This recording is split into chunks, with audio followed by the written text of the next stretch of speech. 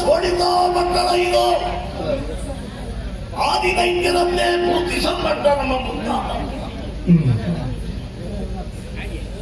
ನನ್ನ ಅಜ್ಜಯನಿಗೆ ಅಪ್ಪ ಹಿರಣ್ಯಾಕ್ಷ ಅಣ್ಣ ತಮ್ಮಂದ್ರು ಅವರ ಶ್ರಮದ ಪರಿಣಾಮವಾಗಿ ಈ ಪಟ್ಟಣ ನಿರ್ಮಾಣವಾಯಿತು. ವಾಂಶಿಕವಾಗಿ ಹರಿದು ಬಂದಂತಹ ಅಧಿಕಾರ ವರ್ತಮಾನ ಕಾಲದಲ್ಲಿ ಬಲಿಯ ಇಲ್ಲಿಯ ಸಿಂಹಾಸನವನ್ನು ಏರಿದವ. ಆಗ ಯೋಚನೆ ಮಾಡುವುದನ್ನಲ್ಲ, ಪ್ರತಿಯೊಬ್ಬರ ಬದುಕಿನಲ್ಲಿ ಅವರವರ ಗುಣಗಳೇ ಅವರನ್ನು ಎತ್ತರಕ್ಕೆ ಏರಿಸುತ್ತದೆ, ಆಳಕ್ಕೆ ಇಳಿಸುತ್ತದೆ. ಆ ಸತ್ಯವನ್ನು ತಿಳಿದವರು ಹಿರಣ್ಯಾಕ್ಷ ಹಿರಣ್ಯ ಕಶ್ಯಪರು ದುಷ್ಕೃತ್ಯವನ್ನು ಸಾಧಿಸಿದ್ದು, ಹರಿದ್ವೇಷವನ್ನು ಕೊನೆಗೆ ಅಂತ್ಯವನ್ನು ಕಂಡರು. ಆದರೆ ಕನಕ ಕಶ್ಯಪರ ಮಗನಾದ್ಯ ಹರಿಶರಣನ ಪ್ರಸಿದ್ಧಿಯನ್ನು ಹೊಂದಿದ. ಹಾಗೆಂದು ಅಜ್ಜನ ಕೂಡ ಮಗನಿಗೆ ಬರಲಿಲ್ಲ. ನನ್ನ ಅಪ್ಪಯ್ಯ ವಿರೋಚನ ಅವ ಹರಿಯನ್ನು ದ್ವೇಷಿಸುವುದಕ್ಕೆ ವಿರೋಚನ ಮಗ ಈ ವೈರೋಚನ ಅಜ್ಜನ ಗುಣವನ್ನು ಅಳವಡಿಸಿಕೊಂಡೆ. ಆದ್ದರಿಂದಲೇ ಅಭಿಗಾಯ ಅಂತ ಹೇಳಿದ್ರೆ ಸಜ್ಜನ ಸಮುದಾಯ ವರ್ತಮಾನ ಕಾಲಕ್ಕೆ ತಲೆ ತಗ್ಗಿಸುತ್ತದೆ ಸಂತೋಷ ವಿಷಯದಲ್ಲಿ. ನನ್ನ ಅಜ್ಜ ಒಂದು ಮಾತನ್ನು ಹೇಳಿ, ಯಾವುದೇ ಕಾಲಕ್ಕೆ ದ್ವೇಷಿಸುವುದಕ್ಕೆ ಹರಿಶರಣರಾಗುವ ಆ ಮೂಲಕವಾಗಿ ಅದರಿಂದ ಅದರಲ್ಲಿಯೇ ಮುಂದುವರಿಸಿಕೊಂಡಿದ್ದೆ. ನಾನವರು ಒಮ್ಮಿನೊಬ್ಬರಿಗೆ ಹೇಳಿದ್ರು, ಬಂದವರೇ ಹೇಳಿದ್ರು, ಅಧಿಕಾರ ನಮಗೆ ಬೇಡ. ಯಾಕೆ ಸುಮ್ಮನೆ ದ್ವೇಷ ಒಳ್ಳೆಯದಲ್ಲ. ನಮ್ಮ ಅಜ್ಜ ಹೇಳಿದರು ಬೇಕಾದ ಸುಕೊಂಡಿದ್ದಾರೆ. ದೂರ್ವಾಸನ ಶಾಪ ಒದಗಿದೆ ಅವನಿಗೆ. ಆದುದರಿಂದ ಅಲ್ಲಿರುವ ಸುವಸ್ತುಗಳೆಲ್ಲವೂ ಸಾಲದೇ ಇದ್ದುದಕ್ಕೆ ಯಾರು ಬಲವಂತರಿದ್ದಾರೋ ಅವರು ಇಲ್ಲಿ ಅಧಿಕಾರ ಹಿಡಿಯುವುದಕ್ಕಿದ್ದಾರೆ. ಕೆಲ ಕಾಲದಿಗೆ ಬಡತನ ದಾರಿದ್ರ್ಯ ಒದಗುತ್ತದೆ ಅನ್ನುವ ಹಾಗಾದ್ರೆ ಕಾಡಿನಲ್ಲಿ ಹುಟ್ಟಿಕೊಂಡ ರಾಕ್ಷಸರಿರಬಹುದು, ಅಸುರರಿರಬಹುದು, ಬಲ ವರ್ಧಿಸಿಕೊಂಡು ನಾಳೆಯ ದಿವಸ ಸಿಂಹಾಸನವನ್ನು ಏರ್ತಾರೆ ಸಂಘದಲ್ಲಿದ್ದೀವಿ. ಆದರೆ ಆ ಸಿಂಹಾಸನ ಬಂದವರಿಗೆ ಯಾರ್ಯಾರು ಕುಳಿತುಕೊಳ್ಳೋರಲ್ಲ, ನೀನೇ ಯಾರು ಬೇಕು ಅಂತೇಳಿ ನಮ್ಮನ್ನು ಹೇಳಿ. ಇದು ಶ್ರೀದೇವರೇ ಅವರಲ್ಲಿ ಹೇಳಿಸಿದ್ದ ನಮ್ಗೆ ಗೊತ್ತಿಲ್ಲ. ಒಳ್ಳೆ ವಿಷಯ ಅಂತ ಹೇಳಿದರೆ ಸ್ವರ್ಗವನ್ನು ಏರಿದೆ. ಆದರೆ ಬಿಟ್ಟುಕೊಳ್ಳಲಿಕ್ಕೆ ಮನಸ್ಸು ಬಾರದಿದ್ದಂತಹ ಆ ದೇವೇಂದ್ರ ಆನಂದವನ್ನು ಕೊಟ್ಟಲ್ಲ, ಕಡೆಗೆ ಸೋಲನ್ನು ಅನುಭವಿಸಿದ. ವರ್ತಮಾನ ಕಾಲದಲ್ಲಿ ಬಲಿ ರಾಯ ಅಲ್ಲ, ಬಲಿ ಚಕ್ರವರ್ತಿ ಎನ್ನುವಂತಹ ನಿಗಲ್ಮೆಯನ್ನು ಸ್ಥಾಪಿಸಿದ್ದು ಸತ್ಯ. ಗುರೂರು ಲೋಕದಲ್ಲಿಯೂ ಆಡಳಿತದ ಚುಕ್ಕಾಣಿಯನ್ನು ಹೊಡೆದವ ಈ ಬಲಿ ಚಕ್ರವರ್ತಿ ಎಂದಿನಂತೆ ಸಭಾಸ್ಥಾನವನ್ನು ಸೇರಿದ್ದೆ. ಆದರೆ ಹೇಳಿದ ಹಾಗೆ ನನ್ನನ್ನು ಕಾಣುವುದಕ್ಕೆ ಯಾರು ಬಂದಿದ್ದಾರಲ್ಲ,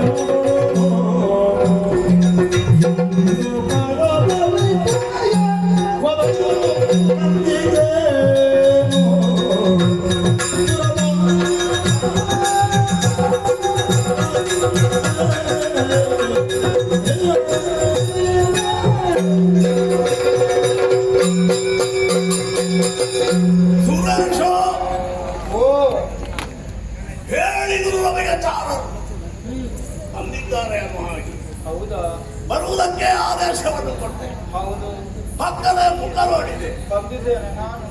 ಹೊಸ ಮದುವೆ ಅಲ್ಲ. ಅದಲ್ಲ. ಅವತ್ತು ನಾವು ಸ್ವರ್ಗಲೋಕದಲ್ಲಿ ಮಾತಾಡಿದ್ದು. ಹೌದೌದು. ನಿನಗೆ ನನಗೆ ಅಧಿಕಾರ ಬಿಟ್ಟುಕೊಳ್ಳಿಕ್ಕೆ ಮನಸ್ಸು ಬರಲಿಲ್ಲ. ಆವಾಗ ಇರಲಿಲ್ಲ. ನನ್ನ ಸಾಮರ್ಥ್ಯ ವಿಶೇಷದಿಂದ ನಾ ಅಧಿಕಾರವನ್ನು. ಹೌದಪ್ಪ. ಆದ್ರೆ ಯಾವುದೇ ಕಾಲಕ್ಕೆ ದ್ವೇಷ ಅನ್ನೋದು ನಿನ್ನ ಮೇಲೆ ಇಲ್ಲ. ಇಲ್ವಾ? ಇಲ್ವಂತ ಮತ್ತೆ ಹೇಳಿದ್ದೇನೆ, ನನಗೆ ದ್ವೇಷ ಇಲ್ಲ ಅಂತ ಹೇಳಿ. ಅಪ್ಪ ಸಮಾಧಾನ ಆಗಿದೆ. ಆದ್ರೆ ಆಶ್ಚರ್ಯವೇನೇನು, ಓ ಕೇವಲ ನೀನೊಬ್ಬ ಅಲ್ಲ, ನಿನ್ನ ಹಿಂದೆ ದೇವತೆಗಳನ್ನು ಕಾಣುವುದಕ್ಕೂ ಸಾಧ್ಯವಾಗಿದೆ. ಹೌದೌದೆಲ್ಲ ಇದ್ದಾರೆ. ಆದ್ರೆ ಮುಖವನ್ನು ನೋಡಿದರೆ ಓ ಯಾವಾಗಲಿನ ವರ್ಗತ್ತು ನಿನ್ನ ಕಾಣ್ತಾ ಇಲ್ಲ. ಹೌದು. ಯಾವುದೋ ಒಂದು ಒಳಗೆ ಸಂಕಟವನ್ನು ಬಾಧಿಸಿದೆ. ಬೇಸರ. ಏನೇ ಆಗಲಿಯೋ ನೀನೇನು ಹೆದರಬೇಕನ್ನೊಂದು ಅವಶ್ಯಕತೆ ಇಲ್ಲ. ನಾವೆಲ್ಲ ಇರುವುದೇ ಯಾಕೆ ಬೇಕಾಗಿ, ಯಾಕೆ? ಪರದಿಗೆ ನಮ್ಮಿಂದ ಉಪಕಾರ ಆಗಬೇಕು. ನನ್ನ ಹಾಗೆ ನೀನು ಕೂಡ. ನಿನ್ನ ಹಾಗೆ ಅಂತೇಳಿ ಎಲ್ಲವನ್ನೂ ಹೇಳಬಾರ್ದು. ಅಲ್ಲ ಎಲ್ಲ ಅಲ್ಲ. ನೀನು ಒಂದೊಂದು ಸಲ ಎಲ್ಲಿ ಇರ್ತಿ ಅಂತೇಳಿ ನಿನಗೆ ಗೊತ್ತಿರೋದಿಲ್ಲ. ಇಲ್ಲದ ಇದ್ದ ದುರ್ವಾಸನು ಶಾಪ ಕೊಡ್ತಿದ್ರು ನಿನಗೆ. ಅಲ್ಲ ಹೌದು ಪುಣ್ಯ. ಪ್ರಾಚೀನ ದೇವತೆ ಅಲ್ಲ ನಾನೀಗ. ಈಗ ಬದಲಾಗಿದ್ಯಾ? ಹೌದು ನಿಮ್ಮ ಬದಲಾಗಿದೆ. ಬದಲಾವಣೆ ಎನ್ನುವುದು ಬೇಕಾಗುತ್ತದೆ. ಮುಖ ನೋಡುವ ಗೊತ್ತಾಗುದಿಲ್ಲ. ಹೌದೌದು. ನಾನು ಈಗಷ್ಟೇ ನಮ್ಮವರಲ್ಲಿ ಹೇಳಿದ್ದು, ನಾನು ಗುಣವೇ ಎತ್ತರಕ್ಕೆ ಏರಿಸುವ ಆಳಕ್ಕೆ ಇಳಿಸುವುದು. ಹೌದೌದು. ನಿನ್ನ ಗುಣ ಎತ್ತರಕ್ಕೆ ಏರಿಸಿತ್ತು ಮತ್ತೆ ಕೆಳಗೆ ಸಾಗಿ. ಹೌದೌದು. ಹೋಗ್ಲಿ, ಆ ವಿಷಯ ನಮಗೆ ಮುಖ್ಯಲ್ಲ. ಇವತ್ತು ಇವರನ್ನೆಲ್ಲ ಸೇರಿಸಿಕೊಂಡು ಬಂದಿದ್ಯಲ್ಲೋ, ಏನಾಗಬೇಕು ಹೇಳು? लालित परिराजा कीर्ति विशाल भानु तेरा, कीर्ति विशाल भानु तेरा।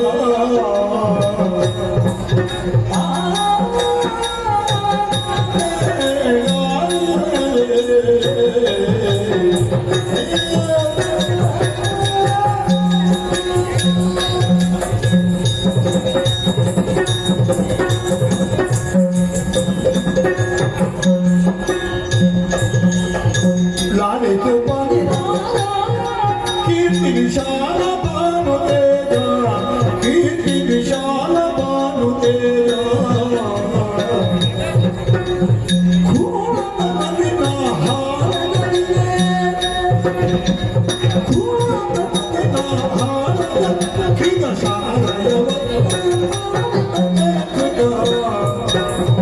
लाल को कीर्ति विशाल भानु तेरा।